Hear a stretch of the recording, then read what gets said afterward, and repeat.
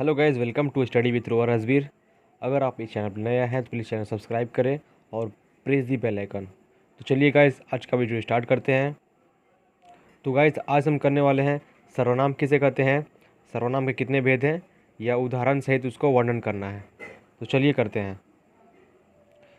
हमारा पहला क्वेश्चन है, सर्वनाम किसे कहते हैं या सर्वनाम की परिभाषा क्या है।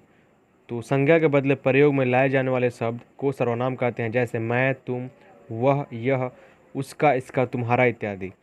सर्वनाम के उदाहरण: 1 नंबर, पेड़ पौधे प्रकाश संश्लेषण की क्रिया के दरमियान ऑक्सीजन मुक्त करते हैं। 2 नंबर, पेड़ पौधे पर्यावरण को संतुलित बनाए रखते हैं। 3 नंबर, पेड़ पौधे विभिन्न जीवों को आश्रय प्रदान करते हैं।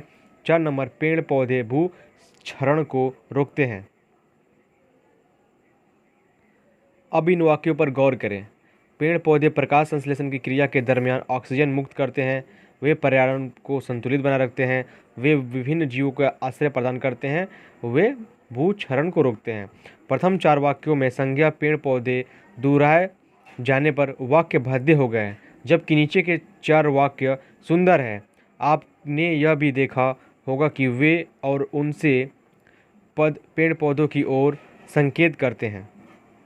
अतः उक्त वाक्यों में वे और उनसे सर्वनाम है। ठीक है। सर्वनाम के भेद उदाहरण सहित वर्णन करें। सर्वनाम के भेद: सर्वनाम के 6 भेद होते हैं: पुरुषवाचक सर्वनाम, निजवाचक सर्वनाम, निश्चयवाचक सर्वनाम, अनिश्चयवाचक सर्वनाम, प्रश्नवाचक सर्वनाम और संबंधवाचक सर्वनाम। तो चलिए अब देखते हैं जितने भी सर्वनाम के भेद हैं उन सभी भेदों को उदाहरण सहित देखेंगे। तो पहला है हमारा पुरुषवाचक सर्वनाम किसे कहते हैं, उदाहरण सहित वर्णन करें। तो पुरुषवाचक सर्वनाम की यहाँ पे परिभाषा है: जिन सर्वनाम शब्दों का प्रयोग वक्ता द्वारा खुद के लिए या दूसरों के लिए किया जाता है उसे पुरुषवाचक सर्वनाम कहते हैं। पुरुषवाचक सर्वनाम के उदाहरण: मैं फिल्म देखना चाहता हूँ, मैं घर जाना चाहती हूँ, आप कहते हैं तो ठीक ही होगा। यहाँ पे आप जितने भी वाक्य देख रहे हैं उदाहरण, यहाँ पे जो वक्ता है वो या अपने आप के बारे में ही बोल रहा है। तो जिन शब्दों में जो वक्ता होगा वो खुद के बारे में या दूसरों के बारे में जो वाक्य बोलेगा वो क्या हो जाएगा, पुरुषवाचक सर्वनाम हो जाएगा।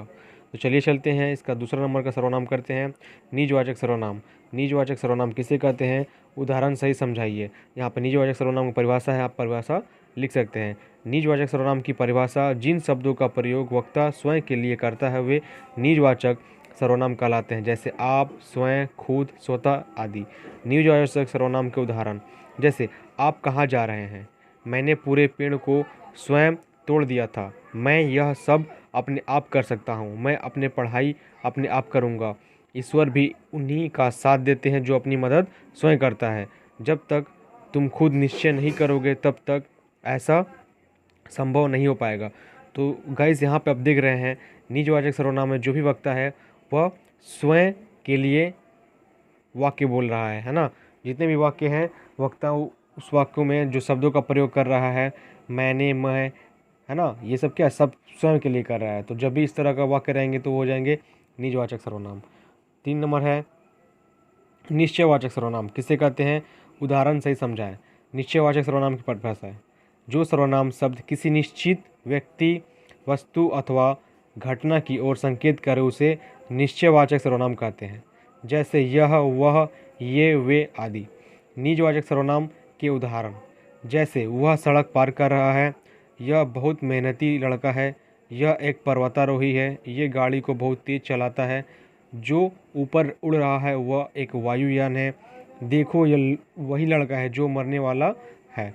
तो यहाँ पे इन उदाहरण वाले वाक्यों में आप देख रहे हैं जहाँ भी यह, वह, ये, वे, जो ये शब्द आए हुए हैं ये सभी निश्चयवाचक सर्वनाम है, यानी कि वाक्य पूरी तरह से 100% 100% कन्फर्म है, निश्चित है कि लड़का क्या कर रहा है, पर्वतारोही कौन है ना, गाड़ी की स्पीड क्या है ना। तो जब भी ऐसे वाक्य रहेंगे जिसमें 100% श्योरिटी हो, कन्फर्मेशन हो या निश्चित हो, तो वो निश्चयवाचक सर्वनाम की कैटेगरी में वाक्य आते हैं। तो चलिए जल्दी करते हैं।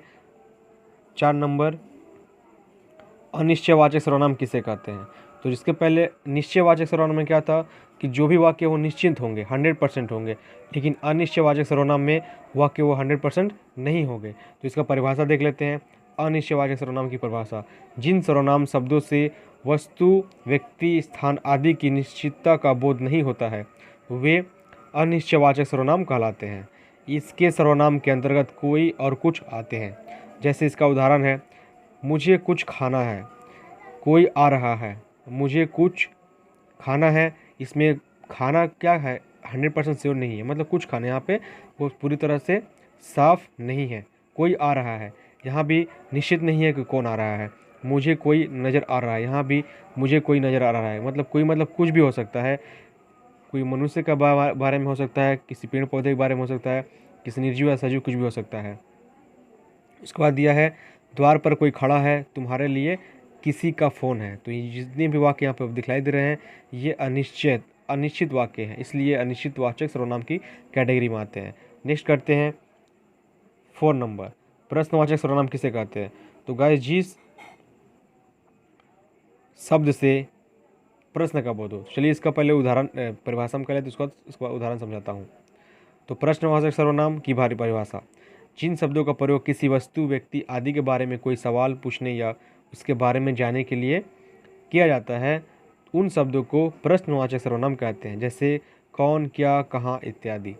प्रश्नवाचक सर्वनाम के उदाहरण, तुम क्या खाना चाहते हो, तुम कहाँ जा रहे हो, यह कौन है, तुम्हारा यहाँ क्या काम है, उस लड़के का क्या नाम है। तो जितने भी यहाँ पे आपको उदाहरण दिखलाई दे रहे हैं सभी उदाहरणों में प्रश्न पूछे जा रहे हैं।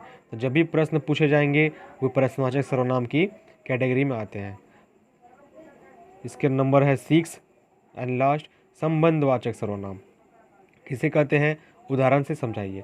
संबंधवाचक सर्वनाम की परिभाषा, जिन सर्वनाम शब्दों का प्रयोग किसी वस्तु या व्यक्ति का संबंध बतलाने के लिए किया जाता है वे सब संबंधवाचक सर्वनाम कहलाते हैं। संबंधवाचक सर्वनाम का प्रयोग वाक्य में 2 शब्दों को जोड़ने के लिए भी किया जाता है। जैसे वैसे, जिसकी उसकी, जितना उतना, जो सो। ठीक है। संबंधवाचक सर्वनाम के कुछ उदाहरण, जो सोवेगा सो खोवेगा, जो जागेगा सो पावेगा। दूसरा है, जैसी करनी वैसी भरनी, जैसा कर्म करोगे वैसा फल मिलेगा, जिसकी लाठी उसकी भैंस। तो गाइस, एग्जाम्पल में जितने भी आपको वाक्य दिखलाई दे रहे हैं उसमें जो एक शब्द है उसका संबंध दूसरे शब्द से है। जैसे इसमें उदाहरण। Thank you so much guys. और दोस्तों, इस वीडियो को आप लाइक ज़रूर करें और चैनल को सब्सक्राइब ज़रूर करें। बहुत ही मेहनत करने के बाद मैंने ये वीडियो बनाया है, तो प्लीज़ आप उस मेहनत को देखते हुए हमें कुछ सपोर्ट करिए, जैसे कि हम फ्यूचर में इसी तरह के बहुत सारे स्टडी से रिलेटेड वीडियो लाते रहेंगे। टिल देन, जय हिंद, वंदे मातरम, भारत माता की जय।